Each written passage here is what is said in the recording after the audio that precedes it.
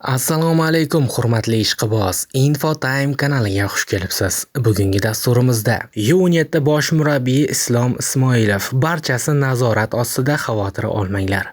Ayni paytda futbolchimizga Newcastle qiziqayotgan ekan, o'zimizning klublar ham qiziqadi.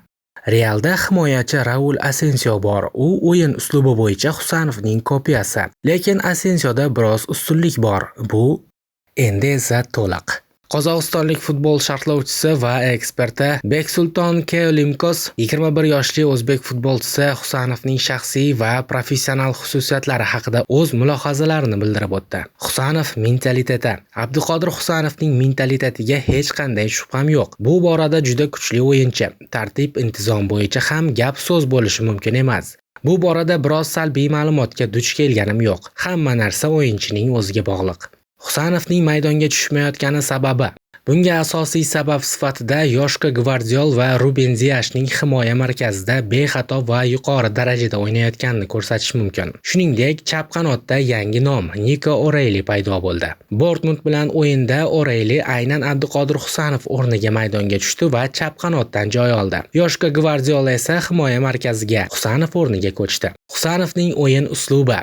Abduqodir Husanov o'yin uslubi Manchester Cityga to'g'ri kelmaydi. Manchesterliklar uchrashuvning 70% davomida to'pga egalik qiladi va ularga birinchi pas berishga yuqori darajaga ega o'yinchilar ko'proq mos keladi. Husanov katta tezlik va to'pni olib qo'yishda shiddatli o'ynaydigan futbolchi. Uning uslubi va harakatlari to'p raqibda bo'lganida ko'proq foyda keltiradi. Shu bois to'pni nazorat qilib o'ynaydigan Manchester Cityga bu o'yinchi mos emas. Abduqodirni total pressing qo'llab o'ynaydigan jamoalar Liverpool, Tottenham va Real Madridga qarshi bellashuvlarda maydonga tushirgan ma'qul. Husanovga qaysi jamoalar mos? Abduqodir Husanov o'z o'yin uslubi bilan qaysi klublarda o'ynashi mumkin? U Juventus, Atletico Madrid va Real kabi jamoalarda o'ynashi mumkin. Masalan, Realda himoyachi Raul Asensio bor. U o'yin uslubi bo'yicha Husanovning kopiyasi. Lekin har qanday ispaniyalik kabi pas berish madaniyati juda yuqori shakllangan. Shu tomondan Asensioda biroz ustunlik bor. Eslatib o'tamiz, Manchester City Abduqodir Husanovni 20-yanvar kuni Lensdan 40 million yevro evaziga transfer qilgan edi.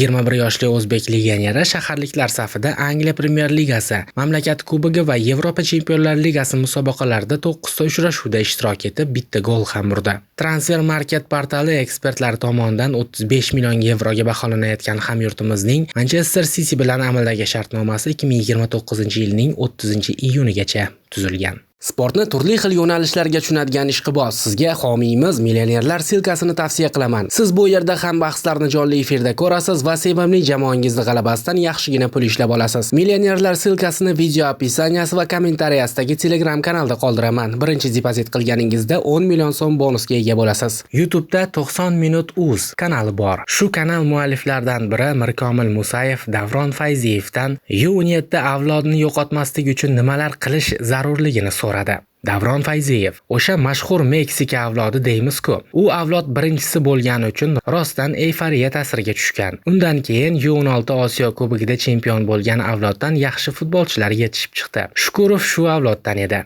Ikkita avlod o'rtasidagi yillar tafovuti katta emas. Bunda haqiqatan psixologiya o'zgarib, bolalar o'zini yo'qotib qo'ygan. Mayli, bu ham bitta tajriba bo'lgan. Keyingilarda sekin-sekin xulosa chiqarilgan. Hozir vaziyat yomon emas. O'zbekiston U17 futbolchilariga bundan buyon ularga e'tibor kuchayadi. U yog'i bolalarning o'ziga bog'liq. Ayni paytda futbolchilarimizga Newcastle qiziqayotgan ekan. O'zimizning klublar ham qiziqadi, lekin tortib ketish futbolchilarning o'ziga bog'liq. Mana masalan, Rustamjon yulduzga aylandi. Videosini ko'rdim.